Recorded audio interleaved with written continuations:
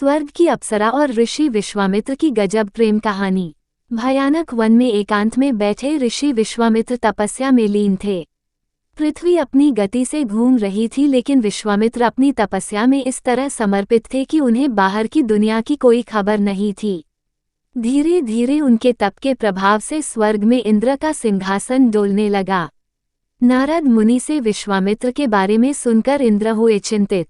नारद मुनि ने देवराज इंद्र को बताया कि पृथ्वीलोक में एक ऋषि वन में घोर तपस्या में लीन है। उनकी तपस्या में किसी भी विघ्न से कोई असर नहीं पड़ रहा है। ये सुनकर इंद्र को अपने इंद्रासन यानी इंद्रलोक की सत्ता जाने का भय सताने लगा। इंद्र ने मेनका को धरती पर जाने का आदेश दिया। इंद्र ने स्वर्ग की सबसे खूबसूरत अप्सरा मेनका को बुलाया और उससे धरती पर जाने का आदेश दिया। इंद्र को पूरा विश्वास था कि विश्वामित्र मेनका की खूबसूरती में ऐसे खो जाएंगे कि अपनी तपस्या छोड़ देंगे। विश्वामित्र की तपस्या भंग करना आसान नहीं था। कई सालों से तपस्या में बैठे विश्वामित्र का शरीर पत्थर की तरह कठोर हो चुका था। उन पर मेनका की उपस्थिति या खूबसूरती का कोई असर नहीं पड़ा। वह काम को अपने वश में कर चुके थे। कामदेव ने अपने तीरों से विश्वामित्र पर निशाना साधा।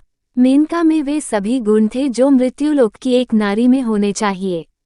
इसके अलावा सुंदरता की मूरत अप्सरा मेनका अपने आप में ही आकर्षण का केंद्र थी, लेकिन ऋषि के तप को भंग करना आसान कार्य नहीं था। कामदेव ने भी विश्वामित्र पर अपने तीर चलाए और इस योजना में मेनका और इंद्र का साथ दिया। कामदेव के तीरों का जादू विश्वामित्र पर चल गया।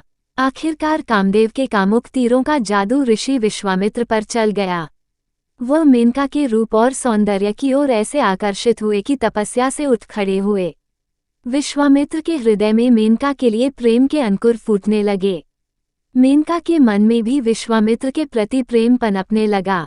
अप्सरा मेनका जिस योजना के साथ धरती पर आई थी, वह काम तो सफल हो गया था। ऋषि की तपस्या भंग हो चुकी थी, लेकिन अब वह भी मन में उनके प्रति प्रेम का अनुभव करने लगी थी। मेनका ने अपने बारे में ऋषि को कुछ नहीं बताया। उसे उनके क्रोध से डर लगता था। कुछ समय बाद दोनों ने शादी कर ली। मेनका ने एक पुत्री को जन्म दिया। मेनका को ये भी डर था कि अभी अगर वह विश्वामित्र का साथ छोड़कर गई तो वह दोबारा तपस्या में बैठ सकते हैं। उनके साथ गृहस्थ आश्रम बिताने के कुछ वर्षों बाद मेनका ने एक पुत्री को जन्म दिया। अब सन्यासी विश्वामित्र पूरी तरह से गृहस्थ बन चुके थे। इंद्र ने मेनका से कहा, स्वर्ग वापस चलो। मेनका अपनी नन्ही पुत्री के साथ खेल रही थी कि तभी देवराज इंद्र प्रकट हुए। देवराज ने मेनका को याद दिलाया कि वह कोई साधारण स्त्री नहीं बल्कि स्वर्ग की अप्सरा है। इंद्र ने कहा कि अब धरती पर उसका काम खत्म हो चुका है, इसलिए वह स्वर्ग लौट आए। इंद्र की बात सुनकर मेनका विलाप करने लगी। मेनका अपनी पुत्री और पति को छोड़कर वापस नहीं जाना चाहती थी। वह विलाप करने लगी। इंद्र ने मेनका से कहा, अगर तुम स्वर्ग नहीं लौटी तो मैं तुम्हें शिला बना दूंगा। मेनका ने विश्वामित्र को बताया अपना सच।